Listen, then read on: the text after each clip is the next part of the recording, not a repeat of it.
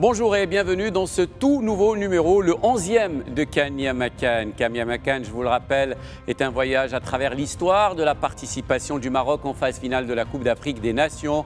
Une occasion aussi d'aller à la rencontre des anciennes gloires du football marocain qui nous racontent comment ils ont vécu de l'intérieur leur CAN. Tout cela agrémenté de quelques anecdotes bien croustillantes.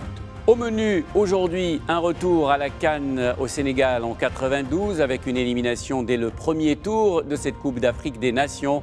Et notre invité, Ahmed Faras, l'un des plus grands joueurs de l'histoire du Maroc, à qui son ancien club Shabab Mohammedia rend hommage ce dimanche dans un match qui opposera les anciens internationaux marocains aux anciens du FC Barcelone. Can Ya Makan, c'est parti. Et pour son grand retour à la CAN, après la parenthèse algérienne, la sélection marocaine rate complètement son tournoi et quitte la compétition la tête basse, éliminée dès le premier tour. Un échec qui va marquer la fin de l'aventure pour des lions comme Beddou Zeki ou encore Aziz Bouderbala. Une édition remportée par la Côte d'Ivoire après une victoire en finale au tir au but face au Ghana d'Abedi Pelé, suspendu pour cette rencontre. Dans une émission comme Can Ya Makan, on ne pouvait pas, vous vous en doutez, revenir sur l'histoire de la participation du Maroc à la Coupe d'Afrique des Nations sans avoir parmi nous l'un des plus grands joueurs qu'ait connu le football marocain, Ahmed Faras, le seul capitaine à avoir brandi jusqu'à aujourd'hui le trophée de la CAN. Ahmed Faras.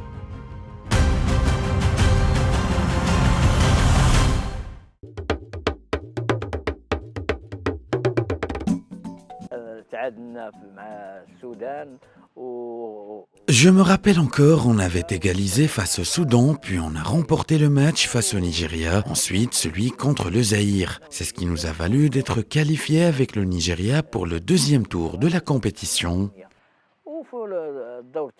Une deuxième phase où l'on a atterri face à l'Égypte et la Guinée. On avait bien entamé ce stade de la compétition en battant l'Égypte et le Nigeria sur le même score de 2-1. On avait tout donné et on a finalement remporté la CAN d'Éthiopie. À cet effet, je souhaite adresser mes salutations à tous les joueurs qui ont participé à mes côtés à cette CAN. J'adresse aussi mes respects à la mémoire des joueurs que j'ai côtoyés durant l'édition de 1976, notamment deux colosses du football marocain, à savoir Feu Hamid Lazzaz et Feu Abdelmjid Dolmi.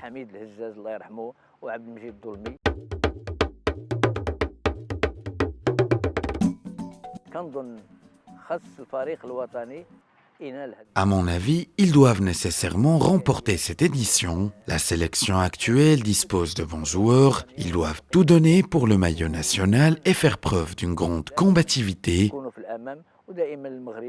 Il faut qu'ils aillent de l'avant en surmontant tous les obstacles. Je leur souhaite bonne chance. Cela serait une fierté d'ajouter enfin une deuxième étoile à notre actif. Can Ya Makan, c'est fini pour aujourd'hui. On se donne rendez-vous demain avec un nouveau numéro et une nouvelle page de la fabuleuse histoire de la Coupe d'Afrique des Nations. Dans Can Ya Makan, demain l'édition en Tunisie en 1994, marquée par l'absence des Lions de l'Atlas, l'année pourtant de leur retour en Coupe du Monde. Donc Can Ya Makan également, un autre membre de cette fameuse sélection de la CAN 76, Cherif. Ciao, ciao, à demain.